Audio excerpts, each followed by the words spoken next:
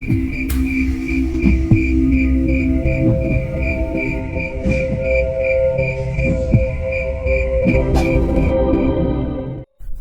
muatan mobil sudah siap berangkat, Mang Abi izin padaku untuk bekerja.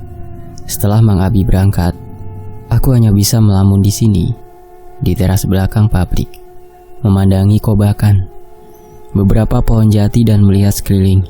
Terbayang olehku dulu seperti apa di tahun ujung kampung-kampung ini, yang dulunya tempat kakek terdapat 2 kejadian tragis dan ada dosa masa lalu itu.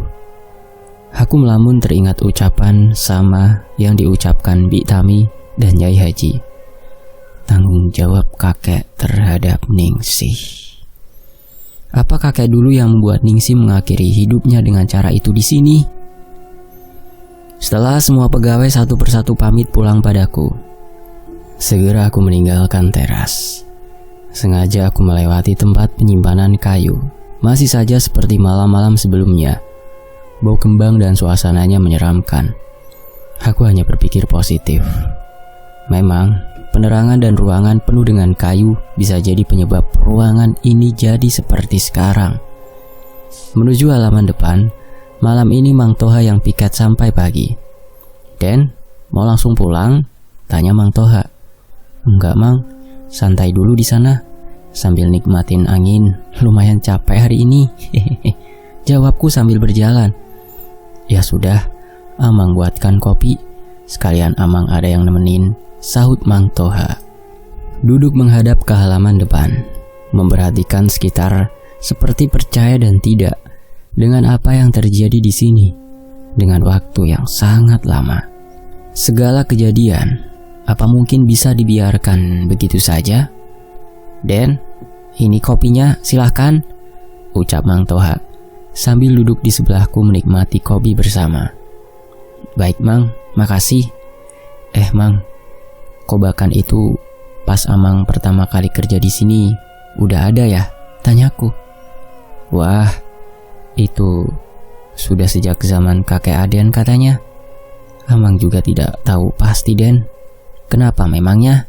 tanya Mang Toha. "Emang dulu banget di sini hutan ya, Mang?" tanyaku balik. "Sayangnya, Amang ketika kesini, pabrik sudah begini di zaman Bapak Aden," jawab Mang Toha sambil melanjutkan izin padaku untuk beristirahat. Aku hanya duduk melamun di sini. Melihat jam di handphone, sudah jam 4 pagi lebih.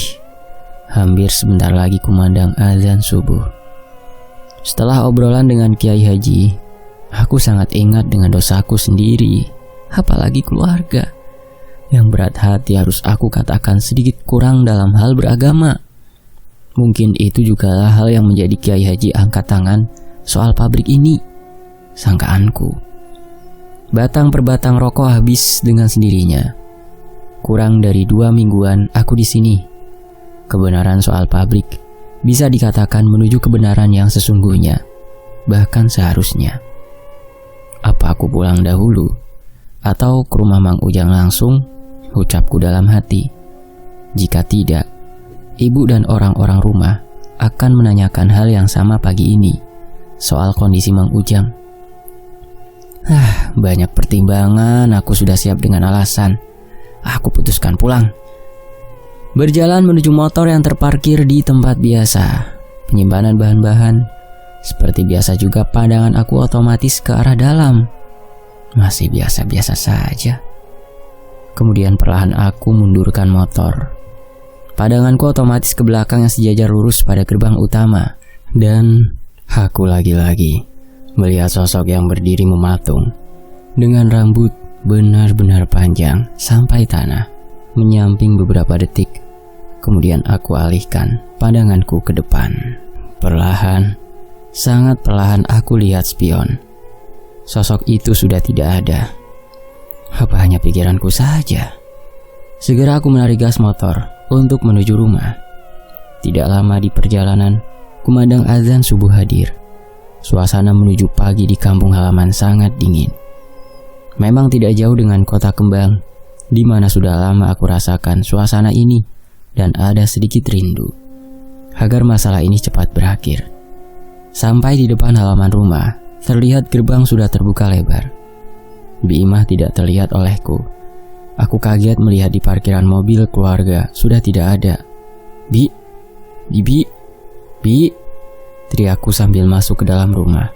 Karena ada apa ini? Sebagi ini lagi. Bahkan tumben sekali.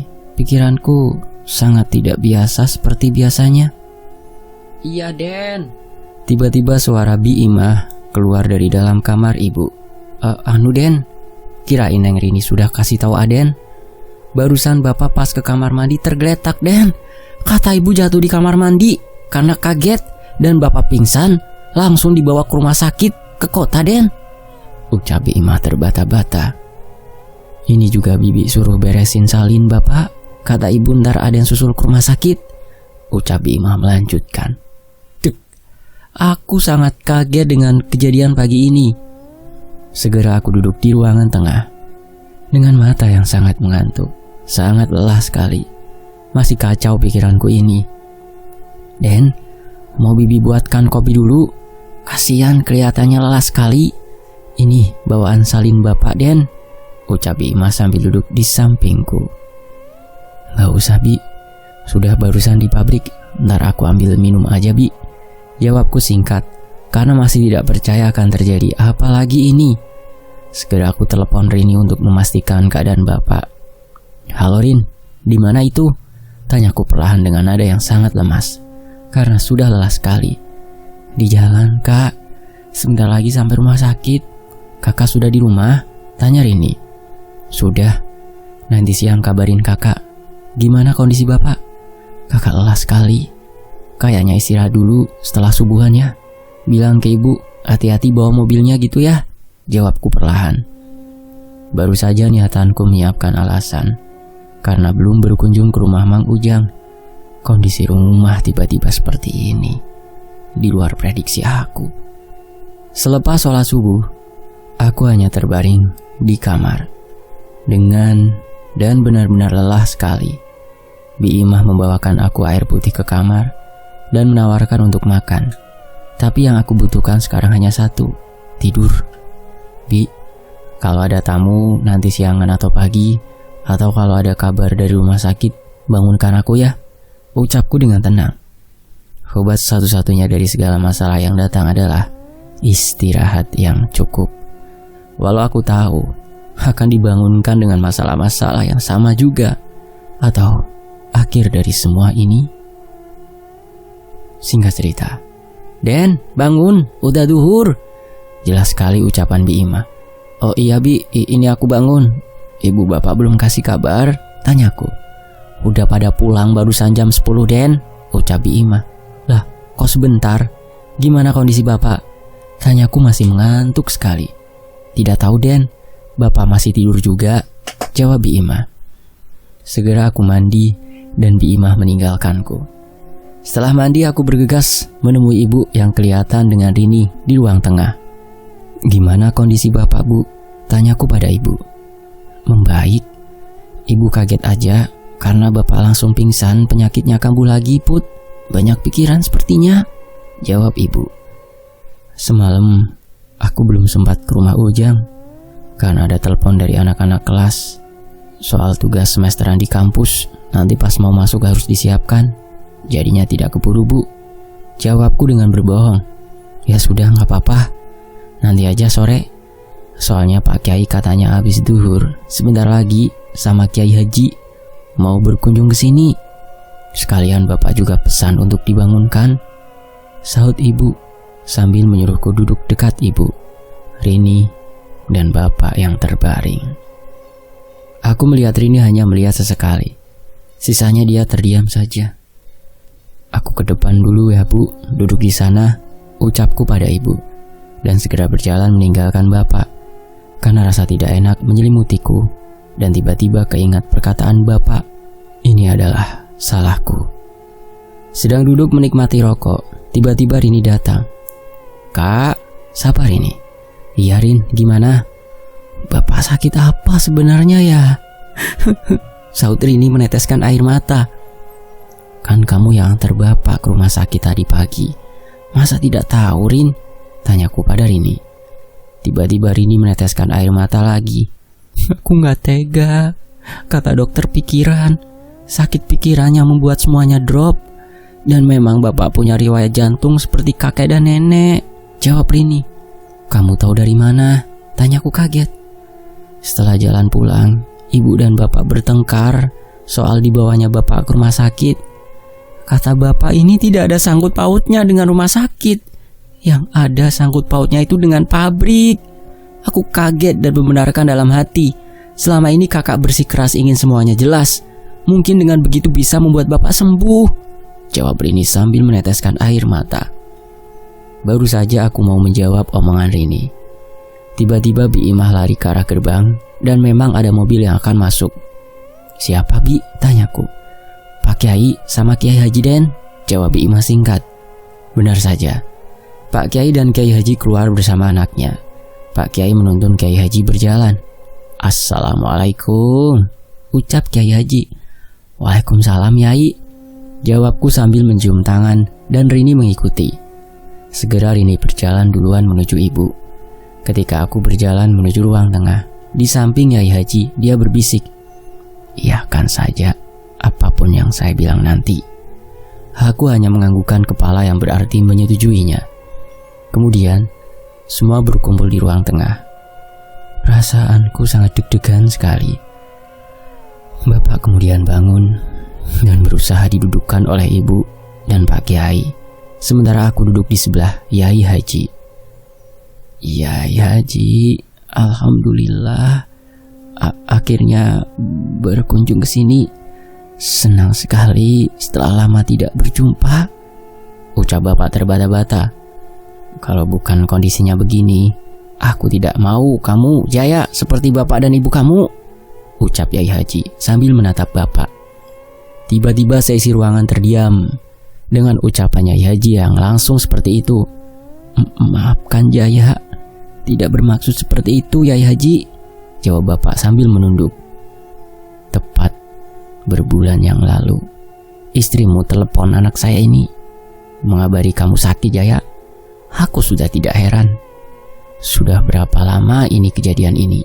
Kamu masih saja tidak mau mendengarkan dulu apa yang pernah saya bilang, jawab Yai Haji. Aku bisa menebak arah pembicaraan Yai Haji dan kaget sekali ternyata selama itu sakit. Jaya, kamu adalah keturunan bapak kamu, Apih.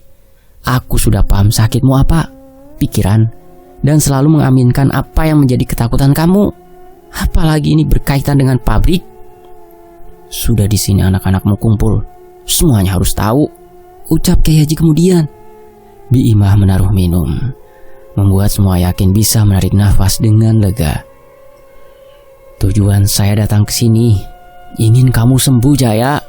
Kamu seperti apa yang Apih bilang. Kamu dititipkan oleh Apih agar tidak seperti dia. Ini kamu saya perhatikan lebih dari 15 tahun dari anak kamu kecil sampai sebesar ini. Harus saya yang datang ke sini, ucap Kiai Haji. Bapak hanya diam mendengar dan mungkin tidak percaya dengan kedatangan Kiai Haji ke rumah akan menjadi seperti ini. Iya, semua salah saya Yai Haji. Tapi bagaimana semuanya memang harus berjalan lama seperti itu. Setelah kepulangan putra liburan, semuanya berubah drastis. Pikiran saya dan pabrik dan apa yang akan anak lelaki saya lakukan akhirnya terjadi. Sama seperti dulu yang pernah saya lakukan pada Apih. Bodohnya saya malah meneruskan tradisi itu. Maafkan saya Yai Haji, ucap bapak dengan perlahan dan sangat mengakui kesalahannya. Ibu dan Rini seperti tidak percaya dengan apa yang dikatakan bapak. Tradisi? Maksudnya? Jawabku memberanikan bertanya, walau tahu aku ini tidak sopan. Dulu Yai bilang Put pada bapakmu ini, sudah jangan diteruskan memberikan sesajen dan lain-lain yang pernah dilakukan Apih di pabrik itu. Bersekutu atau tidak dengan makhluk seperti itu tidak baik. Apapun juga, ya mintalah pada Allah, jawab Yai Haji menjelaskan. Pak Kiai, Bi Imah, Rini dan ibu hanya diam mendengarkan dengan tegang. Setelah putra ke pabrik, Semuanya berubah Yai Haji. Gangguan hampir setiap malam datang pada saya. Perasaan bersalah bertahun-tahun dan ketakutan akan mati selalu saja ada dalam pikiran saya. Jantung akhirnya kumat lagi, Yai, ucap bapak meneteskan air mata. Yai Haji menjelaskan, dulu beliau susah-susah dengan beberapa muridnya membersihkan pabrik agar bisa diperluas dan menghindari gangguan makhluk gaib. Menyarankan Apih tidak bersekutu dengannya, tapi Apih tidak pernah mau mendengar apa yang dikatakan Kiai Haji. Tidak lama dari itu, di tahun yang sama, tragedi kematian Ningsih terjadi di situ. Dengan pengakuan pada Kiai Haji dari Apih bahwa Apih yang menghamili Ningsih, yang awalnya adalah pekerja di situ pada awal pabrik itu berdiri. Penjelasan dari Kiai Haji membuat kami semua diam, merasa berdosa dan kaget, termasuk Bi Imah yang baru mengetahui sudah selama ini. Yai, saya menutupi adalah aib keluarga, makanya selama ini juga kematian Ningsih tidak pernah ada yang mengetahui penyebabnya pasti, jawab bapak menjelaskan. Menutupi aib tanpa meminta maaf akan kesalahan yang pernah diperbuat itu sama aja bohong, Jaya. Keluarga kamu sendiri yang mengaminkan gangguan itu dari Ningsih, sehingga sudah menjadi turun-temurun kan? Itu salah kamu, jawab Kiai Haji dengan nada tegas. Semua diam. Tidak ada yang berani menjawab apa yang dikatakan Kiai Haji. Dan memang Kiai Haji hafal betul yang terjadi di sana, pikirku. Umurku sudah tua sekali. Dulu kalau bukan yang menyuruh ke sana adalah bapak saya sendiri, mungkin saya akan menolak, sehingga saya tidak mau menyimpan kebenaran yang nantinya akan menjadi dosa. Lagian apa untungnya di pabrik harus menyimpan hal-hal seperti itu yang disukai makhluk-makhluk gaib, Jaya. Kamu harus yakin dan percaya semua ini kalau bukan jalan dari Allah melalui anakmu Putra, mungkin akan semakin lama, ucap Yai Haji. Bapak tidak bisa menjawab lagi dan berkata apapun lagi. Aku tidak merasa ini karena aku saja. Benar kata Kiai Haji, mungkin ini adalah jalan yang seharusnya seperti ini. Lalu saya harus seperti apa, Yai, agar tidak merasa berdosa pada kejadian itu dan saya sadar semua adalah salah saya? Tanya bapak yang terlihat menyesal sekali. Obrolan pertama kali, aku mendengar kalimat dari bapak merasa bersalah, menyesal, dan aku merasa dibuat menjadi patung, tidak berani berkata apapun. Biarkan dia anakmu Putra yang bertanggung jawab. Dia sudah tahu apa yang akan dia lakukan untuk nama baik keluargamu dan kelanjutan pabrik itu seperti apa, ucap Kiai Haji terbata-bata. Ingat sekali dulu awal kepulanganku ke rumah, pernah ada lelaki tua yang terlihat seperti orang gila berkata padaku, kasihan, bagian kamu tanggung jawab. Ya kurang lebih seperti itu. Tapi itu aneh sekali. Kondisinya sekarang aku yang menerima. Dalam hatiku berucap, iya Putra, ya yakin kamu juga selanjutnya yang mengurusi pabrik itu. Sayang, tahunya enak sekali. Jika tempatnya seperti itu, masa iya kamu juga mau seperti bapak kamu? Ucap Yai Haji menatap ke arahku. Teringat yang dikatakan Yai Haji sebelum mengobrol. Iyakan saja apapun yang saya bilang nanti. Dan segera aku jawab, iya Yai Haji. Jawabku singkat pelan. Tiba-tiba ibu berkata, sama halnya yang akan dikatakan ibu pada umumnya. Apa suami saya akan sembuh, Yai? Kalau benar ada hubungannya dengan pabrik, apa suami saya juga akan baik-baik saja? Sambil meneteskan air mata. Semuanya akan baik-baik saja. Saya rasa kita sama-sama mengerti meminta kesembuhan pada siapa, dan hanya padanya lah kita meminta kesembuhan dan lain-lain dalam hidup ini atas kuasanya. Dan juga Yai minta percaya nantinya apa yang akan anak ibu ini Putra lakukan untuk pabrik itu, jawab Yai Haji sambil tersenyum. Benar apa kata Yai Haji. Yai Haji bisa menyimpan rahasia kedatanganku ke rumahnya, dan untungnya tidak ada yang curiga dan seperti percaya bahwa pertemuanku dengan Yai Haji adalah yang pertama. Setelah obrolan selesai, Pak Kiai anak Kyai Haji hanya tersenyum entah pertanda apa. Ibu dan bapak berterima kasih atas kunjungan ke rumah. Mereka terlihat senang karena mungkin sudah lama sekali Kyai Haji tidak berkunjung ke rumah. Kemudian aku dan ibu mengantarkan Kyai Haji sampai depan rumah, kecuali aku sampai Kyai Haji masuk ke dalam mobil. "Yai, maaf, kiranya kapan saya bisa berkunjung lagi ke rumah?" tanyaku. "Kapanpun, semoga ada rezeki yang bernama waktu ya, nak putra. Berjumpa di rumah saya lagi." Jawab Kyai Haji. Setelah itu mobil Kyai Haji pergi meninggalkan rumah. Aku berjalan menuju dalam rumah dengan pikiran, apa bapak akan berubah padaku atau mungkin semuanya akan sama saja? Sambil menyalakan rokok duduk dahulu di luar, tiba-tiba Rini menjumpaiku. "Kak, ke dalam. Bapak mau bicara katanya, berdua," ucap Rini. "Baik, sebentar, kakak ke dalam," jawabku singkat dan tidak percaya dengan apa yang dikatakan Rini. Segera aku mematikan rokok dan berjalan ke arah bapak. Benar saja ibu kelihatan sedang di dapur, hanya bapak yang masih duduk sendirian. "Put," ucap bapak pelan. "Iya pak," jawabku. "Kedepannya, silahkan kamu yang mengurusi pabrik. Pesan bapak satu, jangan berhentikan Ujang. Mau gimana pun dia orang baik menemani bapak selama ini. Sekarang mulai hari ini, pabrik gimana kamu aja. Dan maafkan bapak juga kakek ya," ucap bapak. "Boleh aku bertanya tentang lelaki yang dipegang adalah omongannya pak?" Sebelum aku mengiyakan apa yang bapak mau, jawabku. "Boleh, apa?" ucap bapak. "Apa benar Ningsih akibat perbuatan kakek setelah apa yang dikatakan Kyai Haji?" tanyaku penasaran. Karena aku curiga seketat itu usaha Mang Ujang menutupi apa yang telah terjadi di sana. Dan aku masih tidak enak dengan kejadian Mang Ujang menyuruh semua pegawai pabrik menutup info padaku. Ketika hari pertama aku mengurusi pabrik, pasti ada hal masih tertutupi oleh bapak.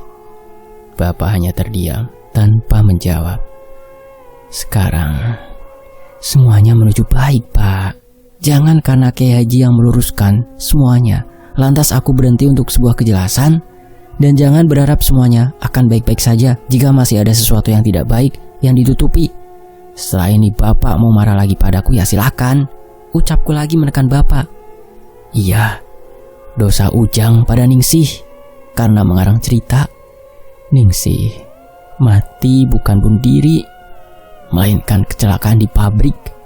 Dan itu disampaikan pada keluarganya, walau keluarganya tidak pernah menerima. Dan kabar pada saat itu juga sama. Cuma kakek kamu bisa menutupinya rapih," jawab bapak sangat pelan. Sekarang logikaku bermain. Apa kecelakaan Mang Ujang juga karena dosa lamanya tersebut? Karena mengarang cerita soal Ningsih celaka di pabrik dan Mang Ujang kemarin akhirnya benar sesuai perkataannya dulu merasakan juga kecelakaan di pabrik. Waktu itu bagaimana bisa keluarganya menerima pak? Tidak mungkin sekali, tanyaku. Setelah kurang lebih 4 hari kematiannya, keluarga Ningsih dibiayai kakek agar tidak tinggal di kampung sebelah dan berpindah semuanya. Jadilah itu dosa terbesarnya dan dosa terbesar bapak. Menutupi kebenaran itu bahkan untuk anak sendiri hanya karena aib itu, jawab bapak kelihatan malu. Jahat sekali. Wajar saja jika Ningsih bisa sepenasaran itu, ucapku dalam hati. Ya udah, sekarang bapak istirahat. Aku yang mengurus semuanya. Sore nanti aku berkunjung ke rumah Mang Ujang. Bapak jangan khawatir, percaya padaku. Gimanapun, aku adalah anak bapak. Sekarang menyalahkan bukan hal terbaik, kecuali memperbaiki semuanya, jawabku sambil meninggalkan bapak dan menuju kamar. Di dalam kamar, aku hanya terdiam, seperti tidak percaya dengan hari ini, dengan segala kejelasan yang sudah aku ketahui, walau sangat rumit dan sangat perlahan. Tapi aku pikir semuanya akan selesai begitu saja. Ternyata memperbaiki lebih akan sulit lagi. Sama halnya dengan mencari kebenaran. Pabriknya baik-baik saja, gangguannya tidak baik. Benar, Dari awal aku selalu percaya, ketidakbaikan tidak mungkin tanpa sebab, sama halnya dengan kebaikan semua ada maksud dan tujuan. Segera aku pamit pada Ibu dan Rini untuk berkunjung ke rumah Mang Ujang, karena hari semakin sore. Setelah itu, aku akan langsung ke pabrik menjalankan tugas seperti biasanya. Sebelum pamit keluar, Ibu berkata padaku, "Terima kasih selalu menjadi anak Ibu yang baik. Walau awalnya Ibu meragukan dengan apa yang kamu lakukan, Put," ucap Ibu sambil meneteskan air mata. "Sudahlah, Bu, mungkin harus seperti ini jadinya," jawabku. "Maafkan Ibu, pernah melarang Rini untuk mengikuti hal-hal seperti apa yang kamu perbuat," ucap Ibu. "Harusnya aku juga menyalahkan Ibu, tapi itu bukan caraku," ucapku sambil meninggalkan Ibu. Kemudian aku ke halaman depan, menaiki motor. Apa aku tidak percaya sedemikiannya oleh Ibu? Sambil tersenyum. "Den, ini alamat rumah Mang Ujang," ucap Bima sambil berlari ke arahku. "Iya Bi, makasih," jawabku, melihat secari kertas yang isinya patokan alamat rumah Mang Ujang. "Den, Bibi boleh titip satu pesan?" saut Bima. "Apa itu, Bi?" jawabku dengan pelan. "Bilang ke Ujang, semoga cepat sembuh dan minta maaflah agar semuanya selesai," ucap Bima. "Siap, Bi, nanti aku pasti bilang," ucapku yang kemudian pamit, langsung menuju rumah Mang Ujang. Di perjalanan, benar, lumayan jauh 30 menit dari rumahku. Menuju rumah Mang Ujang, hanya 2 kali bertanya pada warga sekitar. Akhirnya aku sudah di depan rumah Mang Ujang. Rumahnya biasa saja, jauh lebih baik daripada Bi Tami. Segera aku memarkirkan motor dan berjalan ke dekat pintu rumah. "Assalamualaikum," ucapku. Tidak menunggu lama, langsung ada yang merespon salamku. "Waalaikumsalam," jawabnya sambil membukakan pintu. "Saya Putra, Bu. Disuruh Ibu dan Bapak kesini menjenguk Mang Ujang," jawabku perlahan. Ibu yang aku pikir ini adalah istrinya Mang Ujang sangat terlihat bingung. "Silahkan masuk, Nak. Sebentar, saya panggilkan dulu amangnya ya," ucap istri Mang Ujang. Lumayan aku menunggu. Tidak lama Mang Ujang berjalan keluar dengan tubuh yang lemes sekali. Tangan kirinya jelas banyak salep dan kelihatan luka bakar yang belum sembuh. "Bu, bikinkan Den Putra kopi," suruh Mang Ujang. "Gimana Mang kondisinya? Gimana kok bisa seperti ini?" tanyaku sambil memperhatikan tangan Mang Ujang. Setelah malam itu berpapasan dengan Aden di jalan, Amang bekerja seperti biasa. Tapi entah kenapa, suasana pabrik pada malam itu suasana seperti yang paling menyeramkan. Amang ngecek ruangan pembakaran. "Entah kenapa perasaan membawa Amang ke tungku pengolakan, Den," jawab Mang Ujang, menjelaskan dengan serius. "Lalu Mang?" tanyaku. "Lalu demi apapun ada yang mendorong Amang, Den. Amang tahu tidak bisa memegang tungku itu karena pasti panas sekali. Entah gimana tahu-tahu tangan Amang sudah masuk ke air panas pengolakan, jadinya seperti ini. Untung Amang sadar dan tarik keluar. Saking kagetnya, Amang terpental dan kepala menyentuh tembok," ucap Mang Ujang. Aku kasihan untuk mengatakan semuanya, tapi ini harus aku katakan, benar-benar aku katakan. "Jadi begini Mang, nanti segala pengobatan aku yang urus, mungkin lewat Mang Abi yang akan kesini sering. Sekarang yang pegang pabrik aku yang pegang penuh. Bapak sudah beramanat pada saya Mang," ucapku jelas. Mang Ujang sudah mengerti arah pembicaraanku, sampai dia merasa punya salah padaku dan tidak enak hati. "Jadi Aden mau menghentikan Amang, Den?" jawab Mang Ujang dengan pelan sekali. "Kalau mau harusnya begitu. Sama halnya Amang berani memberhentikan Bi Tami, menghasut semua pekerja agar tidak memberikan info apapun padaku. Dan aku juga tahu di hari yang sama Amang juga berkunjung ke rumah Bi Tami," jawabku tegas karena sangat emosi. Tiba-tiba suasana hening. Aku tidak menyangka aku akan seberani ini. Mang Ujang sudah tidak tahu lagi apa yang dia akan katakan, kecuali Maaf, maaf Den, semata-mata semua ini bukan salah Amang, jawab Mang Ujang membela diri. Benar saja, pasti maaf dan tidak mengakuinya, karena Mang Ujang belum tahu bahwa semuanya sudah jelas sekali. Sudah, jangan selalu berbelit dengan omongan yang sebenarnya Amang tahu sendiri jawabannya. Semuanya sudah jelas. Pesugihan, Ningsih, semuanya sudah jelas. Kiai Haji siang tadi berkunjung ke rumah, dan sore tadi Bapak sudah bicara denganku semuanya, ucapku kemudian. Aku tidak tega sekali melihat Mang Ujang hanya diam. Sekarang aku juga sudah jelas dosa-dosa kalian semua.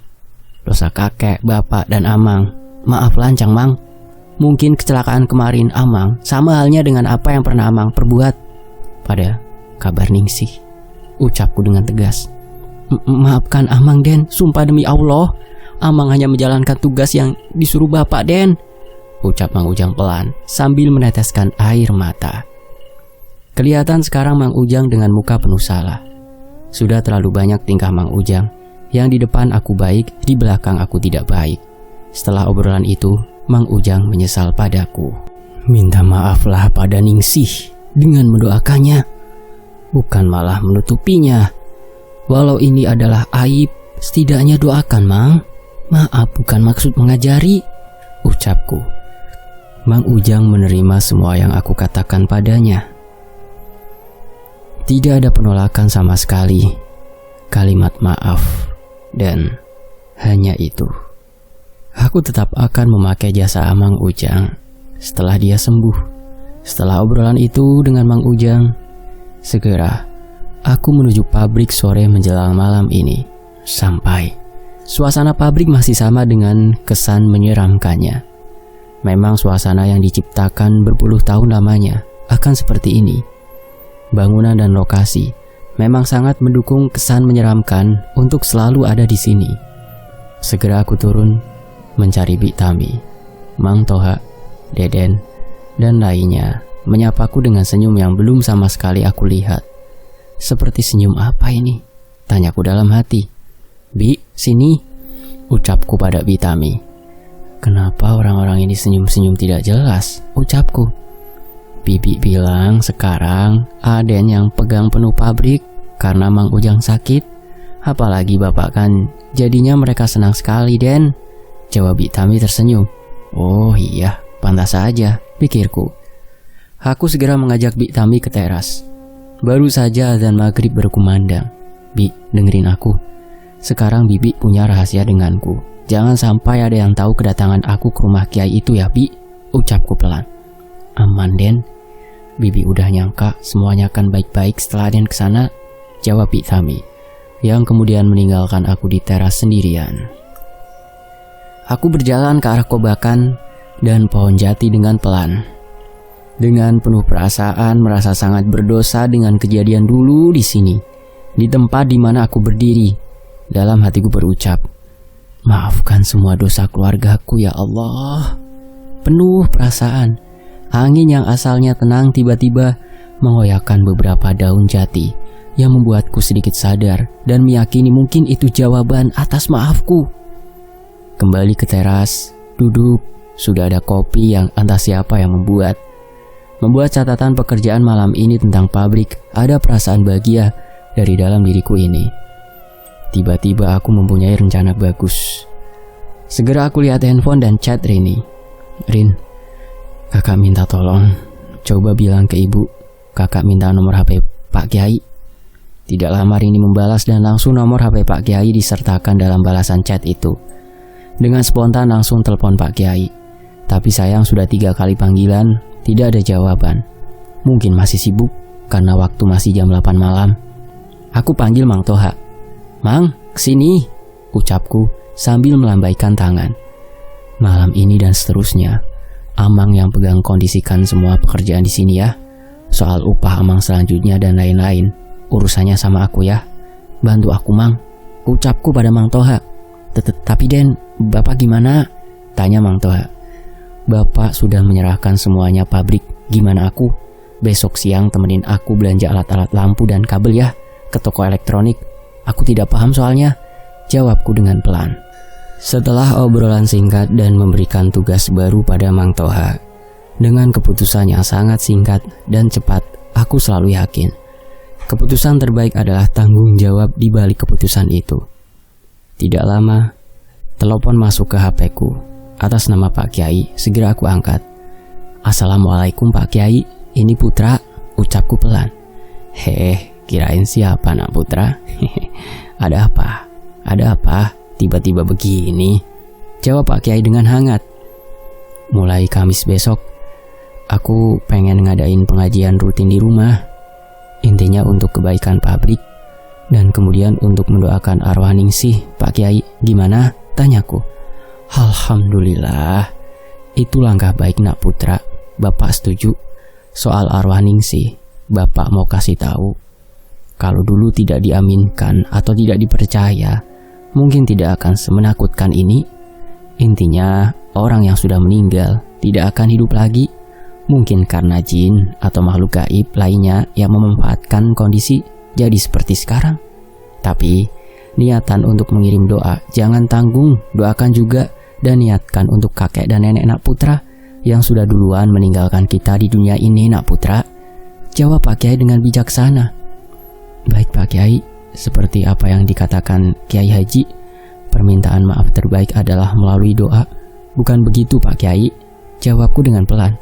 "Benar sekali. Semoga niatan nak Putra kepada pabrik selanjutnya ada dalam kelancaran," ucap Pak Kiai. "Amin." Setelah Pak Kiai setuju dengan ide yang terlintas dari pikiranku, aku percaya selalu ada pikiran cepat tentang kebaikan yang harus segera dilaksanakan. Sementara itu, malam ini pabrik sangat normal. Semua pegawai kelihatan mendapatkan suasana baru dalam bekerja. Terlihat senang dan santai. Walau mereka sudah paham soal produksi tahu dan beberapa target yang harus mereka gapai. Setelah malam ini selesai, pengiriman dini hari, memang suasana menyeramkan tidak langsung hilang. Mungkin setelah besok aku merombak pencahayaan, akan tercipta suasana baru. Aku pulang pagi ini dengan perasaan senang. Entah ini yang terjadi sebenarnya apa. Aku hanya ingin tidur dengan tenang. Dengan segala yang telah aku lewati, berada, dan masuk dalam sebuah misteri ini.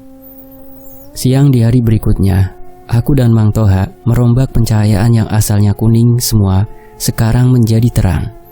Bahkan, aku dan ibu, atas persetujuan bapak, merogoh kocek lumayan. Nominal yang keluar hanya ingin semuanya dapat suasana berbeda dan berubah tentunya. Singkat cerita, ini adalah malam berikutnya aku menuju pabrik. Berhenti di depan gerbang pabrik, melihat suasana yang berbeda. Aku sadar dan berterima kasih pada keadaan yang sebelumnya tidak pernah terlintas di pikiranku sama sekali. Keadaan yang menuntut aku belajar mempercayai manusia. Keadaan yang mengajak aku harus mengambil keputusan, dan keadaan yang memberikan aku arti keluarga dengan segala dosa-dosanya di masa lalu. Pabrik ini masih dengan misteri yang orang-orang kembangkan dari mulut ke mulut, berkembang berpuluh-puluh tahun. Tapi itu untuk orang-orang yang tidak mengetahui betul. Sebenarnya misteri dan segala penghuni yang ada di pabrik ini sudah selesai aku pecahkan. Dan kemudian aku perbaiki sampai suatu saat nanti semuanya baik-baik saja. Di sisi lain, 5 tahun selanjutnya, tahun 2019, keadaan pabrik ini tidak berubah, tapi aku senang Bapak sudah sembuh dalam keadaan yang jauh lebih baik. Rini sekarang bersamaku yang semakin bertambah umur, mengganti semua sistem dengan komputerisasi, agar keadaan pabrik dan segalanya bisa aku kontrol di mana saja. Walau bukan proses yang pendek, tapi semuanya sudah jauh lebih baik daripada 5 tahun ke belakang saat aku pertama kali datang ke pabrik ini. Ada kabar yang tidak mengenakan tentang Mang Ujang tetap tidak sembuh bertahun-tahun akibat luka bakar itu, yang akhirnya Mang Ujang tidak bekerja lagi di pabrik. Karena keputusanku dengan keluarga, semua hidup Mang Ujang ditanggung. Dan Mang Ujang sekarang bekerja di rumah mengurus kebun dan tanaman ibu saja. Mang Toha sekarang yang menggantikan Mang Ujang yang sering berkomunikasi denganku dan juga Rini tentang pabrik dan segala keadaannya. dalam setiap lamunanku pada pabrik ini hanya satu. Dua kejadian dalam satu tempat bersejarah memang tidak mudah untuk dipecahkan misterinya. Tapi percayalah, untuk sebuah kebaikan pasti selalu ada jalan. Tetaplah percaya akan keajaiban yang akan Tuhan berikan. Dan semoga permintaan maaf pada Ningsih sampai melalui doa. Tenanglah di alam sana. Demikianlah tentang sekelumit misteri dari penghuni pabrik tahu keluarga di tahun 2019 selesai. Dan setelah ini akan diceritakan kembali di tahun selanjutnya, yaitu di tahun 2020. Karena di dalam cerita tersebut masih menyimpan satu tanda besar yang menjadi perbincangan dan memang banyak hal yang tidak dituliskan. Dan karena sesuai dengan keinginan narasumber atau pemilik cerita, yaitu dari Mas Putra sendiri ya, nama samaran. Dan beruntungnya di tahun 2021 akhir, Mas Teguh Falufi atau penulis berkesempatan melanjutkan cerita penghuni pabrik tahu keluarga dengan cerita tambahan yang ternyata masih menyimpan segudang kisah yang perlu dibagikan. Maka dari itu, di kesempatan nanti, mari kita selesaikan kisah yang tersimpan dari sebuah misteri turun-temurun ini. Dan nanti akan segera saya bacakan di Fakta Sejarah. Dan di tahun 2019 tersebut, keadaan pabrik tidak berubah. Tapi Mas Putra senang, Bapak sudah sembuh dalam keadaan yang jauh lebih baik.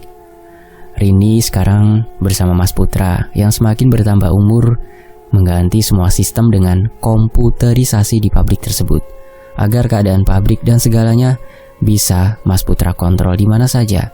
Walau bukan proses yang pendek, tapi semuanya sudah jauh lebih baik daripada 5 tahun ke belakang saat Mas Putra pertama kali datang ke pabrik itu, yaitu di tahun 2014. Ada kabar yang tidak mengenakan. Tangan Mang Ujang tetap tidak sembuh bertahun-tahun akibat luka bakar itu, yang akhirnya Mang Ujang tidak bekerja lagi di pabrik. Karena keputusan Mas Putra dengan keluarga, semua hidup Mang Ujang ditanggung. Dan Mang Ujang sekarang bekerja di rumah mengurus kebun dan tanaman ibu saja. Mang Toha sekarang yang menggantikan Mang Ujang, yang sering berkomunikasi dengan Mas Putra dan juga Teh Rini tentang pabrik dan segala keadaannya. Dalam setiap lamunan Mas Putra pada pabrik tahu tersebut hanya satu. Dua kejadian dalam satu tempat bersejarah memang tidak mudah untuk dipecahkan misterinya. Tapi percayalah, untuk sebuah kebaikan pasti selalu ada jalan. Tetaplah percaya akan keajaiban yang akan Tuhan berikan. Dan semoga permintaan maaf pada Ningsih sampai melalui doa. Tenanglah di alam sana.